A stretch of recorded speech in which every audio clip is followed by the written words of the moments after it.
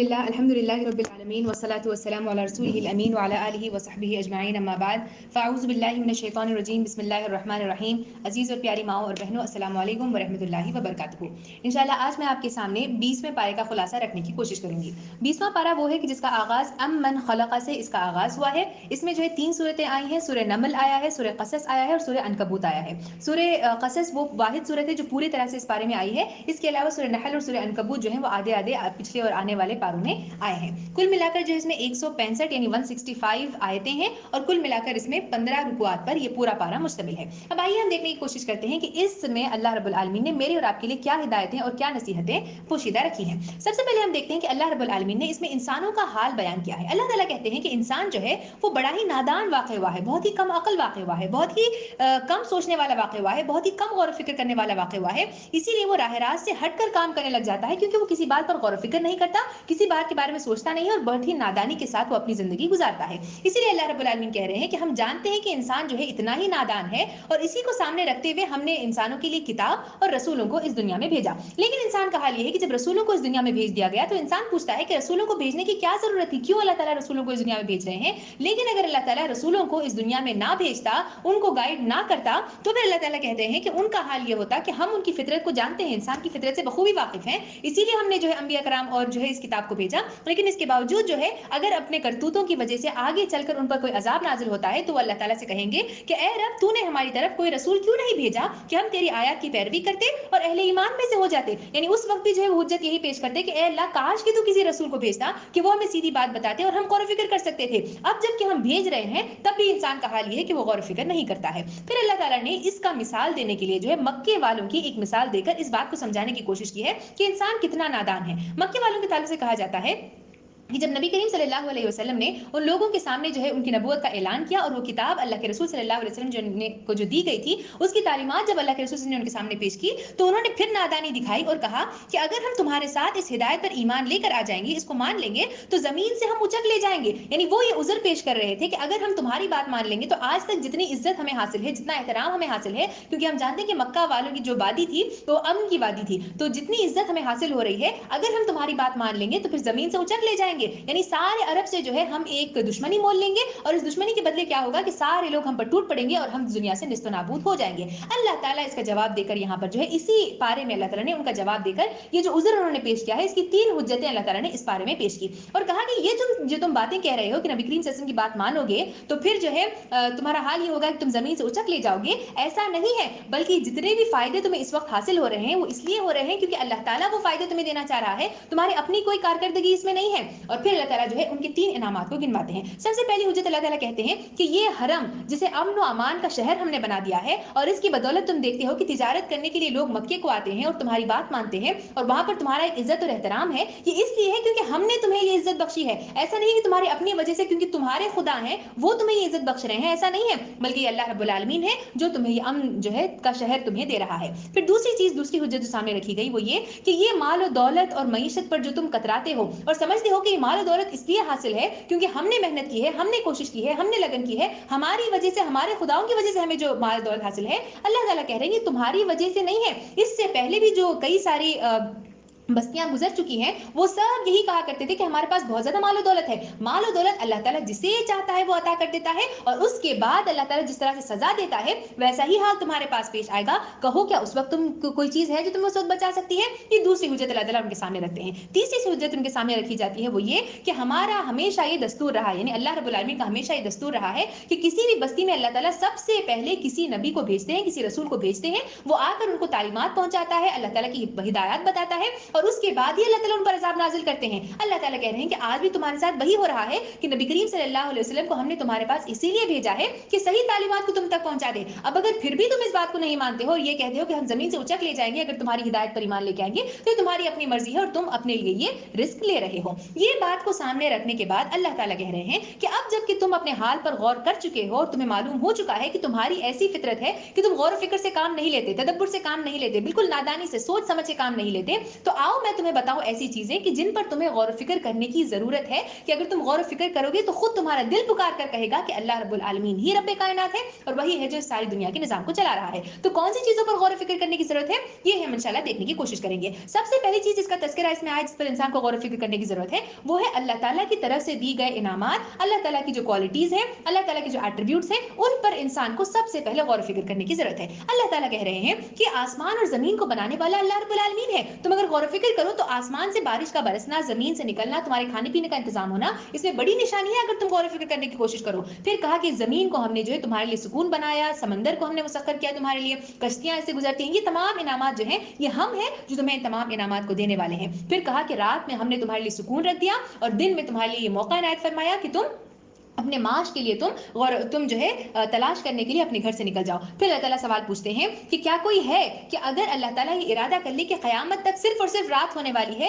तो फिर क्या कोई है जो उसे दिन में बदल सकता है, और अगर अल्लाह ताला इरादा कर दे कि क़यामत तक सिर्फ दिन होने वाला है तो क्या कोई है जो उसको रात में बदल सकता है? ऐसा हरगिज नहीं होगा। अगर तुम गौर फिक्र करो तो ये बात खुद तुम्हारी समझ में आ जाएगी। फिर अल्लाह ताला कहते हैं कि अल्लाह ताला वो है जो हिदायत देने वाला है। अल्लाह ताला जानता है कि हिदायत देने के बाद कौन मानेगा कौन नहीं मानेगा, ये अल्लाह ताला जानने वाला है, इसीलिए वो डिसाइड करेंगे कि किसको हिदायत देना है और किसको हिदायत नहीं देना है। फिर कहा गया कि दिलों के हाल जानने वाला भी अल्लाह रब्बुल आलमीन है। और फिर कहा कि जो इंसान जिस भी तरह का नेक अमल करता है अल्लाह ताला उसकी बुराइयों को उससे दूर कर देगा और उनको अच्छे अमाल की जजा देगा। ये भी अल्लाह रब्बुल आलमीन के इसमें है। अगर तुम सोचो और समझो तो तुम्हें खुद ये बात समझ में आ जाएगी। फिर इसमें कहा गया कि अल्लाह ताला जबरदस्त भी है और हकीम भी है। ये पूरे बारे में हम देखिए तो 2 मरतबा कहा गया, ये सेम चीज कहेगी कि अल्लाह ताला जबरदस्त भी है और हकीम भी है। यानी अल्लाह ताला जबरदस्त है, यानी अल्लाह ताला के पास इतनी ताकत है कि वो चाहे तो तुम्हें कुचल कर रख दे, लेकिन अल्लाह ताला हिकमत वाला भी है। वो जानता है कि तुम्हें सबसे पहले पैगाम पहुंचाया जाएगा, फिर अगर तुम बात नहीं मानोगे तो फिर तुम्हारे साथ क्या रवैया अख्तियार करना है ये अल्लाह ताला आगे चलकर तुम्हारे लिए हिकमत के साथ डिसाइड करेंगे। ये सारी बातें कहने के बाद अल्लाह ताला कह रहे हैं कि ये सब बातें जो हैं ये ऐसा नहीं है कि तुम्हें समझ में नहीं आती हैं, ये सब चीजें तुम्हें समझ में आ जाती हैं कि दुनिया बनाने वाला, ये सारी कायनात बनाने वाला, ये सारी क्वालिटीज अल्लाह ताला के हैं, ये चीज तुम्हें समझ में आती है। इसीलिए हम देखते हैं कि जब तुम बेकरार हो जाते हो तो तुम दुआ किससे मांगते हो? अल्लाह ताला ही से मांगते हो। और तुम्हारी दुआ कौन सुनता है? अल्लाह ताला ही सुनता है। तुम्हारी तकलीफ को कौन दूर करता है? अल्लाह रब्बुल आलमीन तुम्हारी तकलीफ को दूर करता है। फिर अल्लाह ही है जिसने खल्क की इब्तिदा की थी और वही है जो इस दुनिया को खत्म करने वाला और फिर से इसका इयादा करने वाला है। फिर कहा ये जितनी भी चीजें अल्लाह रब्बुल आलमीन ने दुनिया में बनाई हैं, चाहे वो आसमान में हो या जमीन में हो, ये हर चीज जो है वो एक किताब में लिखी हुई है। यहाँ पे अल्लाह ताला ने जो ईमान बिल कदर है, यानी इंसान को जो अपनी डेस्टिनी पर ईमान लेकर आना है, उसकी तरफ इशारा किया है कि हर इंसान की जो तकदीर है, हर चीज की जो तकदीर है वो एक किताब में लिखी जा चुकी है कि किसके साथ क्या क्या होना है। इसीलिए इंसान के लिए जरूरी है कि वो अपनी तकदीर पर ईमान ले आए। हदीस मुबारका में आता है कि एक बार नबी करीम सल्लल्लाहु अलैहि वसल्लम से एक शख्स ने पूछा, एक सहाबी ने पूछा कि अल्लाह के रसूल, ये जो दवाइयां हम लेते हैं, डॉक्टर्स के पास जाते हैं, इनके ताल्लुक से क्या कहना है?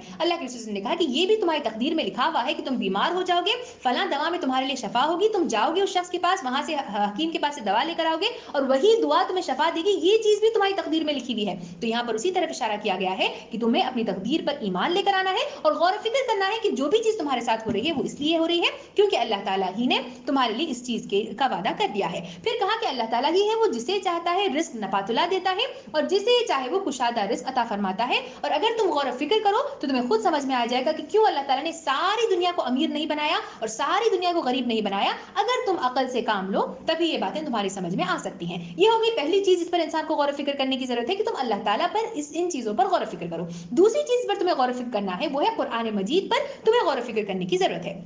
अल्लाह ताला कह रहे हैं कि नबी करीम सल्लल्लाहु अलैहि वसल्लम पर हमने इस कुरान मजीद को नाजिल किया। आप सल्लल्लाहु अलैहि वसल्लम इसके उम्मीदवार नहीं थे, यानी वेट नहीं कर रहे थे, कि उम्मीद में नहीं थे कि जो है ये किताब मुझ पर ही नाजिल होगी, मैं ही नबी होऊंगा, मैं ही रसूल होऊंगा, ऐसा नहीं था। बल्कि हमने नबी करीम सल्लल्लाहु अलैहि वसल्लम को चुना और उन पर हमने इस कुरान मजीद को जो है नाजिल फरमाया, क्योंकि ये किताब मुबीन है जिसको हमने आप सल्लल्लाहु अलैहि वसल्लम पर नाजिल किया। फिर कहा कि ये जो कुरान है इसको हमने तुम पर फर्ज कर दिया है। ये लिटरल आयत में कहा गया कि इस कुरान को हमने तुम पर फर्ज कर दिया है। फर्ज कर दिया है कि क्या मतलब है कि खल्क़ खुदा तक इसका पैगाम पहुंचाना और दुनिया की इस्लाह के लिए इसकी मालूमात का हासिल करना और दुनिया की इस्लाह करने की कोशिश करना, ये तुम पर फर्ज कर दिया गया है। ये कोई ऑप्शनल चीज नहीं है, ये कोई जो है मल्टीपल चॉइस नहीं है तुम्हारे लिए कि तुम डिसाइड करो कि कुरान का फर्ज मुझे पहुंचाना है नहीं पहुंचाना नहीं है, बल्कि ये फर्ज है तुम पर जो तुम्हें करना जरूरी है। जो अल्लाह के रसूल की हदीस में आता है, बल्लिगु अन्नी वलो आया, पहुंचा दो अपनी तरफ से एक आयत ही सही। एक आयत तुम्हें मालूम हो गई है तो तुम पर ये फर्ज आयद हो गया है कि वो बात तुम दूसरों तक पहुंचाओगे, अब ये तुम पर फर्ज आयद हो चुका है। अल्लाह ताला कह रहे हैं कि ये सब बातें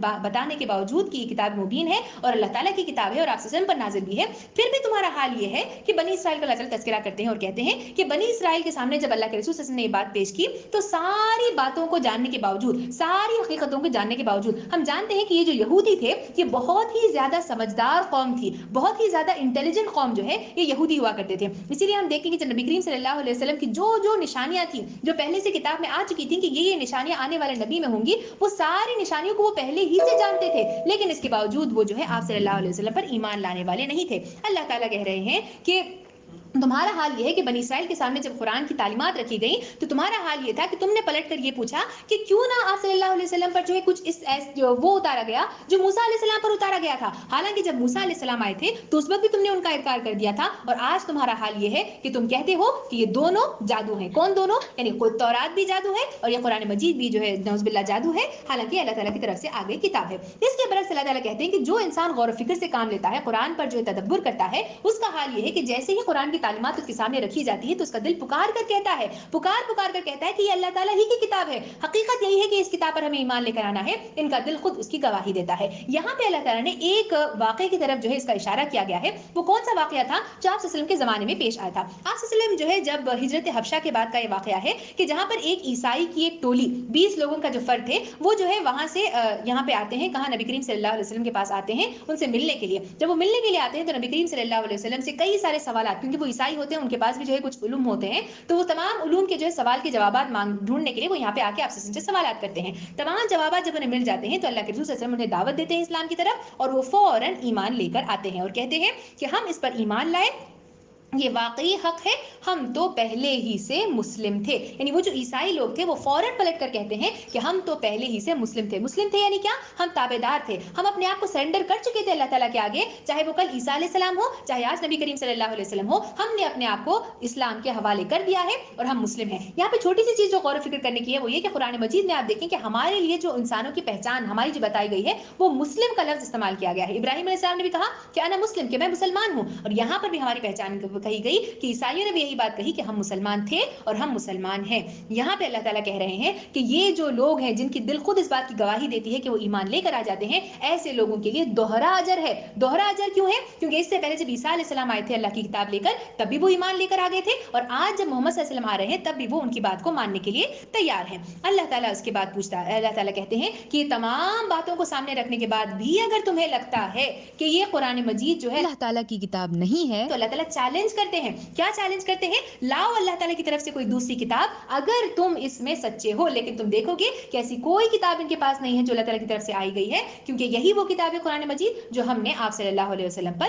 اتاری ہے. تو یہ اللہ تعالیٰ نے یہ تمام باتیں کہہ کر یہ دوسری چیز کہی کہ اس پر تمہیں غور و فکر کرنے کی ضرورت ہے. پہلے تو اللہ تعالیٰ کی کوالٹیز پر غور و فکر کرو، دوسرا تمہیں اس قرآن پر غور و فکر کرنے کی ضرورت ہے. تیسری چیز پر تمہیں غور و فکر کرنے کی ضرورت ہے وہ قصص الانبیاء ہے، وہ قصے ہیں جو ہم تمہارے سامنے بیان کرتے ہیں تاکہ جو ہے ایک چیز یہ کہ تمہیں معلومات ہو جائے اور تم ان لوگوں کے سوالات کے جواب دے سکو جو تم سے کئی طرح کے سوالات پوچھتے ہیں، اور دوسری چیز یہ کہ تم اس سے سبق حاصل کرنے کی کوشش کرو. اس کے لیے ہم تمہیں قصص الانبیاء بتاتے ہیں. اگر تم غور و فکر کرو گے تو تمہیں خود معلوم ہو جائے گا کہ یہ جو معلومات ہے یہ یقیناً وہی بتا سکتا ہے جو ساری دنیا کے کائنات کو چلا رہا ہے. اب آئیے ہم دیکھتے ہیں کہ جو ہے کون سے انبیاء کرام کا ذکر اس میں آیا ہے. سب سے پہلے نوح علیہ السلام کا ذکر آیا. نوح علیہ السلام کی تعلیم سے صرف ہنٹ میں کہا گیا کہ جو ہے انہوں نے 950، یہ قرآن میں خود کہا گیا کہ انہوں نے 1000 سے 50 سال کم یعنی کہ 950 سال تک انہوں نے دعوت کا کام کیا اس دنیا میں. آخرکار ایک طوفان آیا اور ہم نے نوح علیہ السلام اور ان کے لوگوں کو کشتی میں بٹھا کر انہیں بچا لیا، ان کے ساتھیوں کو. اتنا کہا گیا، ایک چھوٹا سا ہنٹ دیا گیا اس کی طرف. اس کے بعد ابراہیم علیہ السلام کا قصہ کہا گیا اور کہا کہ وہ اپنے قوم کو دعوت دیتا تھا اور کہتا تھا کہ اللہ رب العالمین سے ڈرو، ان بتوں کو نہیں پوجو کیونکہ یہ جھوٹ ہے جو تم کر رہے ہو، رزق اللہ تعالیٰ ہی سے مانگو. لیکن پھر بھی بہت سارے لوگ تھے جو جھٹلانے والے تھے. جب یہ چیز ابراہیم علیہ السلام نے لوگوں کے سامنے پیش کی تو انہوں نے کہا کہ جو ہے اسے قتل کر ڈالو یا اسے جلا ڈالو. اللہ تعالیٰ نے اشارے کے طور پر کہا کہ انہیں آگ میں ڈال دیا گیا. کس طرح سے اللہ رب العالمین نے انہیں آگ سے بچا لیا، اور جب آگ سے بچایا تو اس وقت پھر ابراہیم علیہ السلام نے انہیں دعوت دی اور کہا کہ یہاں جو تم بتوں سے پوچھ کر خوش ہو رہے ہو تم یہیں پر خوش ہو جاؤ گے. اس کے بعد جب تمہیں اللہ رب العالمین کے پاس پلٹ کر جانا ہے تو قیامت میں تمہارے لیے آگ کے سوا اور کچھ بھی چیز میں اضافہ نہیں ہوگا. تو جب یہ چیز سامنے رکھی جاتی ہے تو پھر لوط علیہ अलैहिस्सलाम जो कि उनके भतीजे हैं वो उन पर ईमान लेकर आ जाते हैं और फिर इब्राहिम अलैहिस्सलाम वहां से हिजरत करके निकल जाते हैं। जब हिजरत करके निकलते हैं तो उसके बाद वो किस्सा बताया गया कि किस तरह फरिश्ते आते हैं, खुशखबरी देते हैं बच्चे की, जो हम इससे पहले पारों में सुन चुके हैं कि उन्हें खुशखबरी दी जाती है और फाइनली इसहाक अलैहिस्सलाम, याकूब अलैहिस्सलाम को उनकी नस्ल से अल्लाह ताला निकालता है और उनको नबूवत से सरफराज किया जाता है। इसके बाद तीसरे नबी का जो तज़किरा आया है वो है लूत अलैहिस्सलाम का तज़किरा आया है। अल्लाह ताला ने यहाँ पे वो पूरा किस्सा फिर से मैं बताऊंगी नहीं, लेकिन यहाँ पे भी अल्लाह ताला ने डिटेल में वो सारा किस्सा कि वो किस तरह से फरिश्ते आते हैं, लोग उनके पीछे पड़ जाते हैं, वो पूरा किस्सा जो है और वो उनके जो अजाब आने वाला था उसका इंफॉर्मेशन लेकर जो फरिश्ते आते हैं, ये पूरा किस्सा इसमें बयान किया गया। लेकिन जो सबसे इंपॉर्टेंट चीज यहाँ पे कही गई वो अल्लाह ताला ने कहा कि हमने उनसे आसमान से अजाब नाजिल किया और इस बस्ती में एक खुली निशानी हमने छोड़ दी। ये खुली निशानी हमने छोड़ दी जो कहा गया, ये क्या खुली निशानी है? खुली निशानी ये है कि जो डेड सी है या फिर जिसे हम बहरे मुर्दार के नाम से जानते हैं, उसके ताल्लुक से कहा जाता है कि बहरे मुर्दार में अगर आप देखें तो उसमें नीचे एक पूरी बस्ती जो है वो धस गई है। एक बड़ा ज़लज़ला आया था जिसकी वजह से पूरी बस्ती जो है वो अंदर धस गई थी और इस बस्ती में से एक शहर जो शहर सदूम जिसका नाम है, जिसमें लूत अलैहिस्सलाम की कौम भी रहा करती थी, उस कौम को भी अल्लाह ताला ने वहां पर धसा कर रख दिया। तो अल्लाह ताला ने कहा कि हमने तुम्हारे लिए इसे निशानी इबरत बनाकर रख दिया है, एक खुली निशानी रख दी है, तुम जाकर देखोगे तो सामने से तुम्हें सिर्फ पानी नजर आ रहा है, तुम तसव्वुर भी नहीं कर सकते कि पूरी बस्ती जो गलत काम वो लोग किया करते थे उसके बदले अल्लाह ताला ने ऐसा धसा दिया उन्हें अंदर कि अब उनका नामो निशान भी बाकी नहीं है और कोई ऐसा नहीं है जो उनका नाम लेवा है। इसके बाद अल्लाह ताला ने शुएब अलैहिस्सलाम का जिक्र किया, मदियन वालों का जिक्र किया, आद समूद का जिक्र किया और कहा कि उन पर हमने क्या क्या अज़ाबात नाज़िल किए जो पहले इसमें आ चुके हैं। इसके बाद इस पारे का एक मेजर हिस्सा अल्लाह रब्बुल आलमीन ने मूसा अलैहिस्सलाम की जिंदगी पर और उनके क़सस के ऊपर थोड़ा सा इस पर नजरसानी हम इंशाअल्लाह करेंगे। सबसे पहले अल्लाह ताला ने जो आगाज है वो फिरौन से होता है और अल्लाह ताला कहते हैं कि फिरौन जो था वो लोगों में रंग और नस्ल और हसब और नसब के हिसाब से लोगों के दरमियान वो डिविजन्स किया करता था, लोगों के दरमियान जो है वो डिविजन्स में तफरीक किया करता था, उनके लड़कों को वो कत्ल करता था, उनकी लड़कियों को जिंदा छोड़ देता था। और उसके बाद किस तरह से मूसा अलैहिस्सलाम को जो है उनकी माँ की तरफ ये इशारा होता है कि संदूक में डाले जाते हैं, उस पर आसिया अलैहिस्सलाम जो कि फिरौन की बीवी थी, उनका नाम तो नहीं आया है लेकिन बीवी बल्कि आया है कि जो है आसिया अलैहिस्सलाम किस तरह से जो है वो कहती है कि ये मेरे और तेरे आंखों की ठंडक बन सकता है। फिरौन से कहती है कि क्यों ना हम इस बच्चे को अडॉप्ट कर लें, अब ले लें। उसके बाद वो किस तरह लेती हैं, अल्लाह ताला किस तरह से तमाम औरतों की छातियों को हराम कर देता है और कैसे उनकी माँ की तरफ वापस लौटाता है, पूरे डिटेल्स इसमें आए हैं। और उसके बाद अल्लाह ताला ने कहा कि हम जिसे वारिस बनाना चाहते हैं उसे वारिस बनाते रहते हैं इस दुनिया में, यानी हमें मालूम है कि किसे इस दुनिया में हम लीडर बनाना चाहते हैं और हम किस तरह से, यानी इतने सारे लड़के कत्ल हो रहे थे लेकिन उन तमाम लड़कों में से एक मूसा अलैहिस्सलाम को निकाल कर किस तरह हमने उन्हें बचाया, ये एक बड़ी निशानी है उन लोगों के लिए जो गौर फिक्र करते हैं। फिर कहा कि जब मूसा अलैहिस्सलाम बड़े हो गए, जवानी की उम्र को पहुंच गए, तो हमने उन्हें हुक्म और इल्म, दो चीजें हमने उन्हें दी। हुक्म से क्या मुराद है? हमने उन्हें हिकमत दी, दानाई दी और कुव्वत फैसला हमने उन्हें दिया। और दूसरी चीज ये कि हमने उन्हें इल्म अता किया। इल्म कौन सा इल्म? दुनियावी इल्म भी अता किया और दीनी इल्म भी अता किया, यानी हमने उन्हें तौरात दी और नबी बना दिया। लेकिन दुनियावी इल्म ये था कि वो शहजादे बनकर फिरौन के जो है पैलेस में रहा करते थे, तो सारी इंफॉर्मेशन उनके पास थी कि कैसे पैलेस चलता है, क्या क्या रूल्स है, क्या क्या रेगुलेशंस है, वो सारी दुनियावी तालीम भी मूसा अलैहिस्सलाम के पास पहले से मौजूद थी।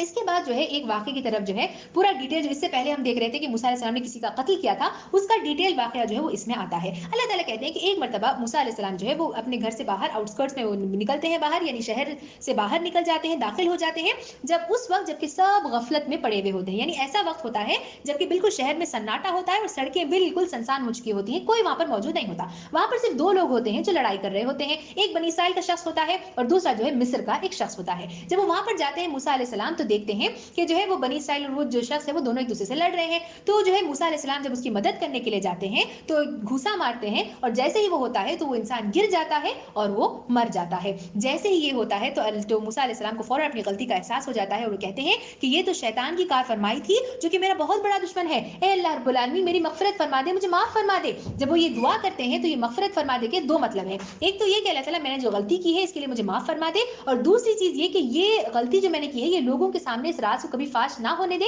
इसको छुपा कर रखने में मेरी मदद फरमा, क्योंकि उस वक्त सन्नाटा हो रहा होता है और कोई वहां पे नहीं होते हैं। तो इस तरह होता है, मूसा अलैहिस्सलाम वापस अपने घर को चले जाते हैं। अगले दिन सुबह उठकर जब वो फिर डरते हुए घर से बाहर निकलते हैं तो क्या देखते हैं? देखते हैं कि फिर वही शख्स बनी इसराइल का जो कल लड़ रहा था मिस्र के शख्स के साथ, आज फिर वो जो है लड़ाई झगड़े पर उतर आया है। तो मूसा अलैहिस्सलाम फिर वहां पर जाते हैं और उस शख्स से कहते हैं कि तू तो बड़ा ही बहका हुआ आदमी है कि तू इस तरह के लड़ाई झगड़े ही रोजाना करते रहता है, ये बात वो कहते हैं। और उसके बाद जो है जब वो इरादा कर लेते हैं कि वो हमला करे उस मिस्र के शख्स पर, तो جو उस वक्त जो बनी इसराइल का शख्स होता है वहाँ पे वो देखता है, उसे यूं लगता है कि शायद मूसा अलैहिस्सलाम मुझे कत्ल करने वाले हैं, मुझे डराने वाले हैं, तो पुकार कर कहता है क्या तू मुझे कत्ल कर देगा जिस तरह से जो है कल तूने फला शख्स को कत्ल किया था। तो यानी वो राज जो बिल्कुल फाश था, छुपा हुआ था, वो लोगों के सामने खुल जाता है। लोग जाकर सरदारों से कहते हैं और फौरन एक आदमी भाग कर आकर मूसा अलैहिस्सलाम से कहता है कि आप यहाँ से भाग जाइए, क्योंकि अगर आप यहाँ पर रुकेंगे तो फिर जो है आपके कत्ल की साजिशें हो रही हैं, मशवरे हो रहे हैं, आपको यहाँ पे कत्ल कर दिया जाएगा। तो फिर वो अल्लाह ताला से दुआ करते हैं कि अल्लाह आप मेरी इन मजलूमों, इन जालिमों से मुझे बचा लीजिए। ये बात कहकर जो है वहां से मूसा अलैहिस्सलाम निकलते हैं, मदियन को जाते हैं। जब वो मदियन पहुंचते हैं तो वहां पर भी एक वाकया पेश आता है। कौन सा वाकया पेश आता है कि वो कुएं के पास पहुंचते हैं जहां पर दो खवातीन होती हैं जो उस कुएं के पास खड़े हुए अपनी बकरियों को लेकर होती हैं, और बाकी जो लोग हैं वो उस कुएं से अपनी बकरियों को पानी पिला रहे होते हैं। मूसा अलैहिस्सलाम जाकर औरतों से पूछते हैं कि बताओ क्या माजरा है, क्यों तुम यहाँ पर खड़ी हुई हो। तो वो ये बात कहते हैं कि हम यहाँ पर इसलिए खड़े हैं कि हम उस वक्त तक जो है उन लोगों को पानी नहीं पिला सकते, हमारी बकरियों को, जब तक ये चरवाहे यहाँ से हट नहीं सकते। इसीलिए चूंकि हमारे वालिद बूढ़े हो चुके हैं, हमारे घर में और कोई मर्द नहीं है, इसीलिए हम यहाँ पर आई हैं ताकि हम इनको पानी पिला सके। मूसा अलैहिस्सलाम उनकी मदद करते हैं, पानी पिलाते हैं, वो खवातीन वहां से चली जाती हैं। जब वो दो औरतें वहां से चली जाती हैं, कुछ देर बाद एक औरत जो है वो शर्माती हुई आती है और मूसा अलैहिस्सलाम से कहती है कि मेरे अब्बा जान जो है वो आपको बुला रहे हैं ताकि आपको इस बात का अजर दे कि आपने हमारे इन लोग बकरियों को पानी पिलाया है। उसके बाद वो जाते हैं और जाके उस शख्स से मिलते हैं, उनके वालिद से, और उसके बाद उनके जो वालिद होते हैं वो ये बात कहते हैं कि मैं इन दोनों बेटियों में से किसी एक का तुमसे निकाह करवाना चाहता हूँ, बशर्त ये कि तुम 8 साल तक मेरे पास मुलाजिमत करोगे, अगर 10 साल करो तो फिर ये तुम्हारे ही लिए बेहतर है। इसके बाद जो है मूसा अलैहिस्सलाम की वहां पर वो उसकी जो दो औरतों में से एक औरत है, उसका नाम जो है तफासिर में आता है कि उसका नाम सफूरा था, उससे जो है मूसा अलैहिस्सलाम की शादी हो जाती है और उसके बाद 10 साल तक वो वहां पर मुलाजिमत करते हैं और उसके बाद जो है वो वहां से निकल जाते हैं। अब ये जो वाकया यहाँ पर पेश किया गया है, इसमें दरअसल मुझे और आपको कुछ सोचने की बातें हैं जो इसमें आई हैं। क्या सोचने की बातें हैं? सबसे पहली चीज हम ये देखते हैं कि इसमें सबसे इंपॉर्टेंट चीज जो बताई गई कि हया जो है वो इस्लाम का एक बहुत अहम हिस्सा रहा है। इसीलिए यहाँ पे जब इन दो औरतों का तस्करा किया गया तो वो हया से शर्माती हुई आई, ये जो अल्फाज इस्तेमाल किए गए वो इसलिए बताने के लिए कि हया ईमान का, इस्लाम का एक बहुत अहम हिस्सा सिर्फ आज की हमारी इसमें नहीं है, शरीयत में नहीं है, बल्कि इससे पहले भी जो शरीयतें गुजरी हैं उन सब में हया इस्लाम का एक बहुत अहम हिस्सा रहा है। दूसरा ये कि गैर मर्दों से ज्यादा बातचीत करना, ज्यादा फ्री होने की कोशिश करना, ये जो है यहाँ पर भी हमने देखा कि जब मूसा अलैहिस्सलाम ने जो सवाल पूछा तो औरत ने जो है सिर्फ उतना ही जवाब दिया जितना देने की जरूरत थी, ज्यादा बातचीत, ज्यादा बातें करना वो नहीं करी, बल्कि सिर्फ जितनी जरूरत थी उतनी बातें वो वहां से करती है और वहां से रुखसत हो जाती है। ये दो इंपॉर्टेंट बातें हैं जिन पर तरफ यहाँ पर इशारा किया गया है जो हमें सोचने की जरूरत है। इसके बाद जो मूसा अलैहिस्सलाम जो है वहां से मदियन से निकलते हैं, तूर की तरफ जाते हैं और वो सारी हिस्ट्री में मालूम है, दूर से रोशनी देखते हैं, दो मिराकल्स उन्हें दिए जाते हैं, ये तमाम बातें होती हैं। अल्लाह ताला हारून अलैहिस्सलाम को मुंतखब करते हैं, वो दोनों मिलकर जाके फिरौन के सामने ईमान की दावत पेश करते हैं, इस्लाम की दावत पेश करते हैं। लेकिन जब जो है फिरौन उनकी बात नहीं मानता तो उसके बदले अल्लाह ताला उन पर लानत भेजता है। अल्लाह ताला कुरान में कहते हैं कि हमने जो है उन पर दुनिया में भी लानत भेजी और क़यामत में भी जो है उनके लिए कबाहत है। यानी दुनिया में भी लानत भेजी क्या है, एक तो दुनिया में वो ज़लील ख़्वार होकर रहे, यानी वहाँ पे ग़रक़ाब हो गए, और आज भी हम देखते हैं कि फ़िरौन को जो है एक बहुत बड़ा, हम देखते हैं कि इबरत है हमारे लिए जो फ़िरौन को इस दुनिया में रखा गया है, और क़यामत में भी उनके ताल्लुक से कहा जाता है कि अल्लाह ताला की रहमत से वो बिल्कुल महरूम होंगे। और दूसरी चीज़ ये कि उनके चेहरों को बिगाड़ दिया जाएगा क़यामत के दिन। उसके बाद जो अल्लाह ताला कह रहे हैं, आखिरी चीज़ जो मूसा अलैहिस्सलाम इनके ताल्लुक से, जो क़सस के ताल्लुक से आता है, वो ये कि हमने फ़िरौन, हामान और कारून को हलाक कर दिया। अब ये कौन है तीन लोग, इन ब्रीफ में इंशाल्लाह बताने की कोशिश करूंगी। सबसे पहले फिरौन। फिरौन कौन है? जो उस वक्त वहां का बादशाह था, जो फिरौन के ताल्लुक से हम जानते हैं कि वो अंछर फेंको और वो सारा मामला जो पेश आया वो फिरौन ही के जमाने में था, और ये वो था जिसे सूरज देवता का एक अवतार माना जाता था। फिरौन को समझते थे वो लोग कि सूरज देवता का एक अवतार है। दूसरा कौन है? हामान। हामान जो है वो फिरौन के जमाने में ही उसका एक वजीर था, जो कि एक बहुत स्ट्रॉन्ग सपोर्ट था, जो फिरौन का जो है बहुत ज्यादा साथ दिया करता था। ये कौन वजीर था? इसके ताल्लुक से एक छोटा सा जो इस पारे में जो अल्लाह ताला ने नक्शा खींचा है वो ये कि जब मूसा अलैहिस्सलाम जाकर जो है अल्लाह ताला के ताल्लुक से हिदायत और नसीहतें पेश करते हैं, तो वो कहता है कि ईंटों को पकवाओ और एक ऊंची सी इमारत बनाओ, तामीर करो, ताकि मैं ऊंचा चढ़कर देखूं कि जो मूसा अपने खुदा के ताल्लुक से बात कर रहा है ये खुदा कहां पर है, इसको देखने के लिए एक ऊंची सी इमारत तामीर करो। यानी इससे मालूम होता है कि वो मजाक और इतना क्लोज वो एक दूसरे से थे कि वो एक दूसरे के जो है पार्टनर्स इन क्राइम थे, यानी एक दूसरे से वो गलत काम जो है वो किया करते थे। इसीलिए अल्लाह ताला ने हामान पर भी अजाब नाजिल किया। इसके बाद तीसरा जो जिक्र आया है वो है कारून का जिक्र इसमें किया गया है। कारून कौन है? कारून कौन था? ये मूसा अलैहिस्सलाम का एक चचाजाद भाई था और एक इसराइली सेठ भी था। कौन? ये कारून। ये कारून के ताल्लुक से अल्लाह ताला ने कहा कि कारून के पास इतनी दौलत, इतनी दौलत, इतनी दौलत, और वो इतना मालदार था कि उसके पास जितने माल और दौलत की जो कुंजियां हैं, वो कुंजियों के ताल्लुक से कुरान में कहा जाता है कि अगर उन तमाम कुंजियों को ताकतवर आदमी की एक जमात की टोली भी मुश्किल से उठा पाती थी, उतना माल और दौलत था। इसीलिए आम जुबान में हम कहते हैं कि कारून के खजाने। कारून के खजाने कौन है? वो यही कारून है जो इस वक्त फिरौन के ज़माने में ये उसका एक बहुत ज़्यादा साथ देने वाला था। वो बड़ा ही अकड़ करता था और उसे अपनी माल दौलत पे बहुत ज़्यादा नाज़ था। उसने कहा कि ये माल दौलत तो मुझे इसलिए हासिल हुई है उस इल्म की बिना पर जो मुझे दिया गया है, यानी अपनी काबिलियत की बिना पर, और चूंकि अल्लाह ताला मुझसे बहुत ज़्यादा मोहब्बत करते हैं इसीलिए ये माल दौलत जो है मुझे नसीब हुई है। लेकिन जो लोग इस कारून को देखते थे, अल्लाह ताला ने कहा कि दो तरह के लोग वजूद में आए। एक वो लोग थे जिन्होंने देखकर कारून को कहा कि काश हमारे पास भी ये माल दौलत होती, लेकिन दूसरे लोग वो थे जिन्होंने देखकर कहा कि अल्लाह ताला का सवाब बेहतर है और ये दौलत सब्र करने वालों ही को मिलती है। और उसके बाद चूंकि उसने बहुत ज्यादा अकड़ दिखाई और फिरौन का बहुत ज्यादा साथ देता था, तो फाइनली घर में उसको जमीन में धंसा दिया गया। ये वो अजाब था जो कारून पर नाजिल हुआ। फिर अल्लाह ताला ने यहाँ पर कहा कि ये सारी स्टोरीज जो हम तुम्हें बता रहे हैं, ये सारे क़ससुल अंबिया ये हैं कि तुम्हें इस पर गौर फिक्र करने की जरूरत है। नादानी से काम नहीं लेना है, बल्कि तुम्हें गौर फिक्र करने की, उल्टे सीधे सवालात नहीं पूछना है क़सस के बारे में, बल्कि इनसे तुम्हें सबक हासिल करने की जरूरत है। अब सवाल ये पैदा होता है कि ये सारी बातें हम जो तुम्हें कह रहे हैं कि गौर फिक्र करो, गौर फिक्र करो, क्यों गौर फिक्र करें हम? इसके 3 रीजंस भी अल्लाह ताला ने इस पूरे बारे में बयान किए हैं। सबसे पहला रीजन ये है कि अल्लाह ताला देखना चाहता है कि ईमान लाने वाले कौन है और मुनाफिक कौन है, ये अल्लाह ताला देखना चाहता है। तो आप यहाँ पे जो है इस आयत पर थोड़ा सा गौर कीजिए कि अल्लाह ताला ने ये नहीं कहा कि ईमान लाने वाले और मुशरिक कौन है, बल्कि कहा कि ईमान लाने वाले और मुनाफिक कौन है। मुनाफिक कौन होते हैं? ये मुसलमान अपने आप को जाहिरी तौर पर दिखाते हैं लेकिन अंदर से जो है वो ऐसे काम नहीं करते जो मुसलमानों को करने चाहिए। ये सबसे पहला रीजन है। दूसरा रीजन ये है कि ताकि तुम जो है, हम तुम्हें ये सारी बातें इसलिए बता रहे हैं ताकि दावत का काम करने में तुम्हें आसानी हो। दावत का काम क्या है? तुम्हारी जिम्मेदारी है। अमर बिल मारूफ और नही अनिल मुनकर जो है ये तुम्हारा काम है, जो तुम्हें करना जरूरी है। अल्लाह ताला ने कहा, इसमें आयत आई कि अपने रब की तरफ दावत दो और हरगिज मुशरिकों में शामिल ना हो जाओ। यानी कि अगर तुम दावत का काम नहीं करोगे, लोगों तक दीन का पैगाम नहीं पहुंचाओगे, तो तुम अपने आप को मुशरिकीन में शुमार पाओगे। बहुत बड़ी वईद है यहाँ पर जो कही गई कि अगर दावत नहीं करोगे तो मुशरिकीन में अपने आप को शुमार पाओगे। दूसरी चीज कहा गया, जो आप सल्लल्लाहु अलैहि वसल्लम का एक डायलॉग इसमें कहा गया कि कहो कि मैं मक्के के रब की बंदगी करता हूँ, मुस्लिम बनकर रहूं और कुरान पढ़कर दूसरों को सुनाऊं। बहुत इंपॉर्टेंट बात कही। ये नहीं कहा गया कि कुरान को खुद पढ़कर बैठ जाओ, बल्कि कहा कि कुरान को पढ़ो और लोगों तक इसका पैगाम पहुंचाओ, यानी कि दावत का काम अंजाम दो।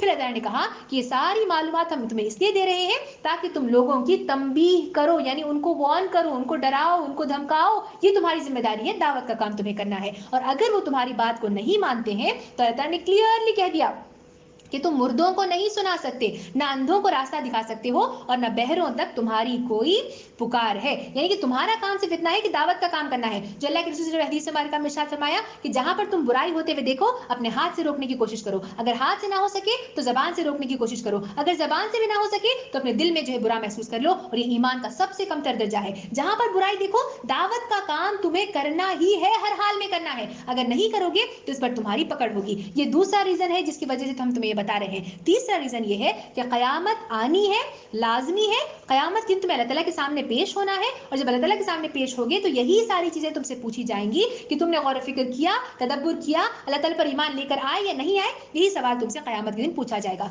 इसमें जो है कयामत की एक निशानी जो है वो खींची गई है। कौन सी कयामत की निशानी? कयामत के करीब एक निशानी ये है कि अल्लाह ताला ने यह आयत में कहा कि एक जानवर जमीन से निकलेगा जो उनसे कलाम करेगा कि लोग हमारी आयत पर यकीन नहीं करते थे। ये कयामत की एक निशानी है कि जब लोग जो है अमर बिल मारूफ और नही अनिल मुनकर, यानी बुराई की तरफ से रोकना और भलाई की दावत देना, जब मैं और आप ये सब काम करना बंद कर देंगे तो इतनी बुरी बात होगी। तसव्वुर कीजिए कि एक जानवर होगा जो जमीन से निकलेगा और लोगों को जो है अमर बिल मारूफ और नही अनिल मुनकर का जो है वो ये देगा। अब ये जानवर एक जानवर होगा, कई सारे जानवर होंगे, एक नस्ल का जानवर होगा, ये बात कहीं पर भी नहीं आई। सिर्फ कहा कि एक जानवर निकलेगा। आप ने सिर्फ इतनी बात कही कि आफ्ताब मगरिब से ये तुलू होगा और एक रोज दिन दहाड़े वो निकल आएगा।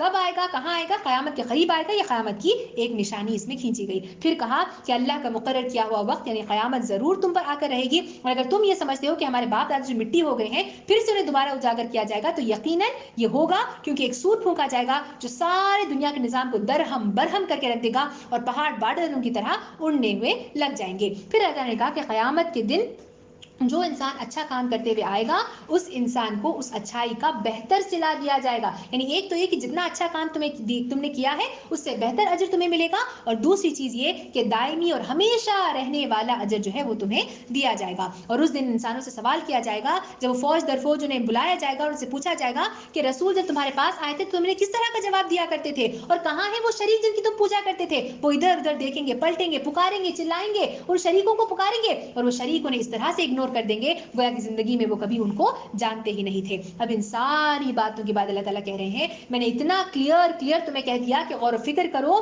قیامت آنے والی ہے اور یہ دعوت کا کام تمہیں کرنا ہے. اب جب ساری باتیں کلیئر ہو چکی ہیں تو آخری چند نصیحتیں ہیں جو میں تمہیں کرنے والا ہوں. اور وہ کیا نصیحتیں ہیں؟ سب سے پہلی نصیحت یہ ہے کہ شرک سے اپنے آپ کو پاک و صاف رکھو. اللہ تعالیٰ نے یہاں پر ایک مثال دی ہے, کہا کہ شرک کرنے والے کی مثال کیسی ہے؟ ایک مکڑی کے جال کی سی ہے. مکڑی کتنی محنت کتنی مشقت کے بعد جو ہے اپنا گھر بناتی ہے, کتنا خوبصورت گھر بناتی ہے, لیکن قرآن کہتا ہے کہ سب سے زیادہ کمزور گھر مکڑی کا گھر ہوتا ہے.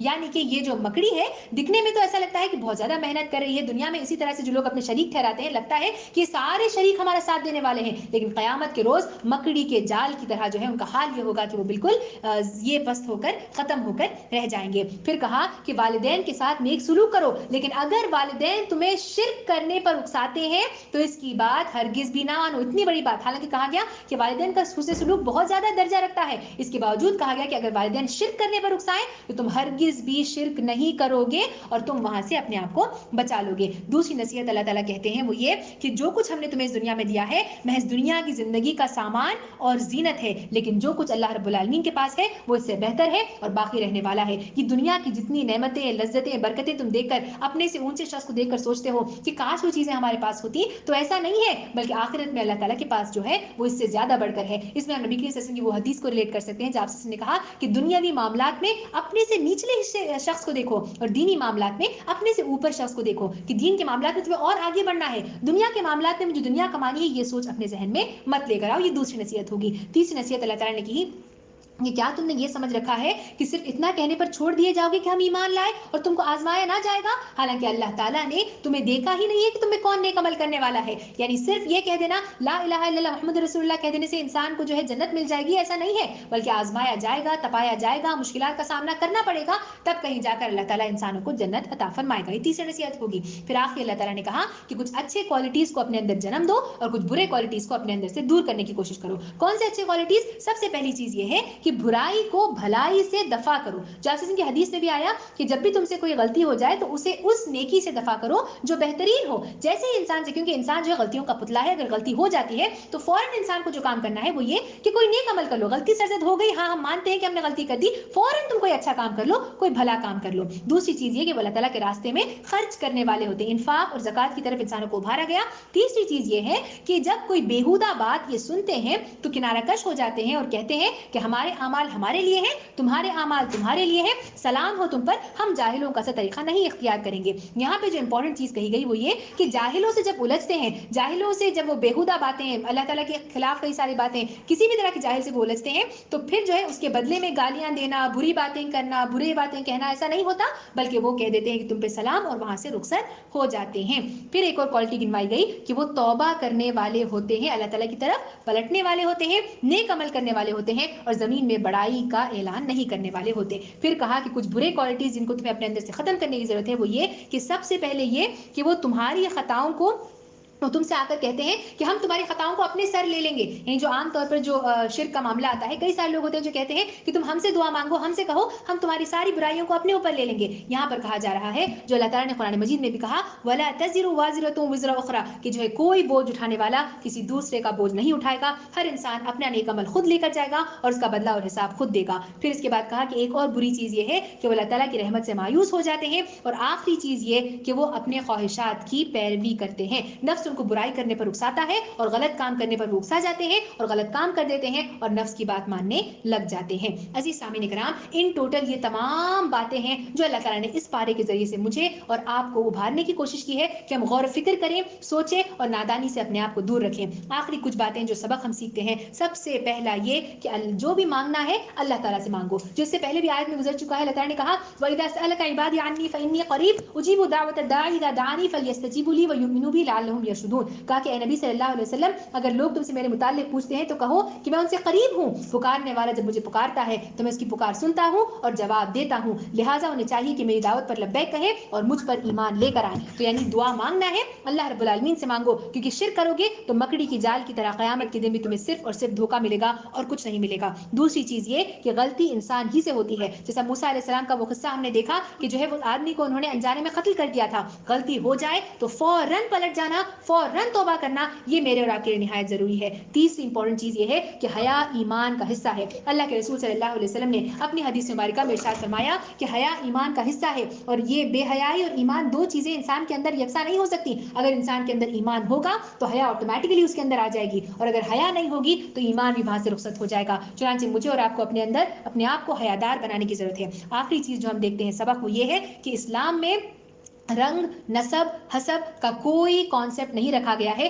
کہ ایک قوم دوسری قوم سے بڑھ کر ہے یا زیادہ اس پر برتری یا فضیلت حاصل ہے۔ مثال ہم لے لیں، جو عام طور پر کہا جاتا ہے کہ سید خاندان کے جو لوگ ہیں وہ دوسرے خاندانوں سے بڑھ کر ہیں، یا پھر چونکہ حضور صلی اللہ علیہ وسلم کے حسب سے آئے ہیں تو اسی لیے حسب نسب کی بنا پر وہ زیادہ اس کے حقدار ہیں۔ ایسا کچھ بھی نہیں ہے۔ اللہ تعالیٰ نے یہاں پہ کلیئر کٹ بات کہہ دی کہ فرعون کو اللہ تعالیٰ نے لعنت کی کہ وہ جو ہے حسب نسب کی بنا پر لوگوں کے درمیان ڈویژنز کرتا تھا۔ اسلام میں ایسا کوئی کانسیپٹ نہیں رکھا گیا کہ کوئی کسی سے زیادہ بہتر ہے۔ پھر یہ ہے کہ راز پر پردے ڈالنا، یہ ایک اور سبق ہے جو ہم سیکھتے ہیں کہ اگر ہمیں کسی کا راز معلوم ہوتا ہے تو اسے پردے ڈال دینا چاہیے۔ موسیٰ علیہ السلام کے اس میں ہم نے دیکھا کہ جیسے ہی وہ شخص کو معلوم ہو گیا کہ آپ علیہ السلام نے کسی کا قتل کیا تو فوراً جا کر اس نے فارسٹ فائر کی طرح اس بات کو پھیلا دیا۔ اللہ تعالیٰ کے رسول صلی اللہ علیہ وسلم نے اپنی حدیث مبارکہ میں ارشاد فرمایا کہ تم دنیا والوں کے راز پر پردہ ڈالو، قیامت کے روز میں تمہارے رازوں پر پردہ ڈالوں گا۔ میں اور آپ اپنے آپ سے سوال پوچھیں اور دیکھیں کہ ایسے کتنے راز ہیں، ایسے کتنے برے کام ہیں جو میں نے آپ نے اپنی زندگی میں کیے ہیں جو ہم نہیں چاہتے کہ لوگوں کے سامنے آئے۔ اگر ہم چاہتے ہیں کہ ایسا ہو تو ہمیں اپنے ان رازوں کو، دوسروں کے رازوں کو ہم چھپائیں گے تو اللہ تعالیٰ قیامت کے روز ہمارے بھی راز کو چھپائے گا۔ آخری چیز یہی ہے کہ جو اس پارے میں کہی گئی وہ یہ کہ غور و فکر کرو، غور و فکر کرو، غور و فکر کرو، سوچو، تدبر کرو۔ تمہارے سامنے اتنی ساری آیتیں رکھی جا رہی ہیں، اتنے سارے معاملات ہو رہے ہیں، اتنی ساری نعمتیں ہیں، دیکھ کر خاموش نہ بیٹھ جاؤ بلکہ اسے دیکھو، سوچو، غور و فکر کرو۔ تمہارا دل خود اس بات کی گواہی دے گا اور تم خود اچھے اعمال کرنے کی طرف اپنے آپ کو ابھارتے ہوئے چلے جاؤ گے۔ اللہ تعالیٰ سے آخر میں دعا ہے کہ اللہ تعالیٰ ہمیں غور و فکر کرنے کی توفیق عطا فرمائے، قرآن پر تدبر کرنے کی توفیق عطا فرمائے۔ رمضان کے اس بابرکت مہینے میں اللہ تعالیٰ قرآن سے اپنے تعلق کو مضبوط سے مضبوط، گہرا سے گہرا بنانے کی توفیق عطا فرمائے، اور کہنے اور سننے سے زیادہ عمل کرنے کی توفیق عطا فرمائے۔ آمین۔ وآخر دعوانا ان الحمد للہ رب العالمین، والسلام علیکم ورحمۃ اللہ وبرکاتہ۔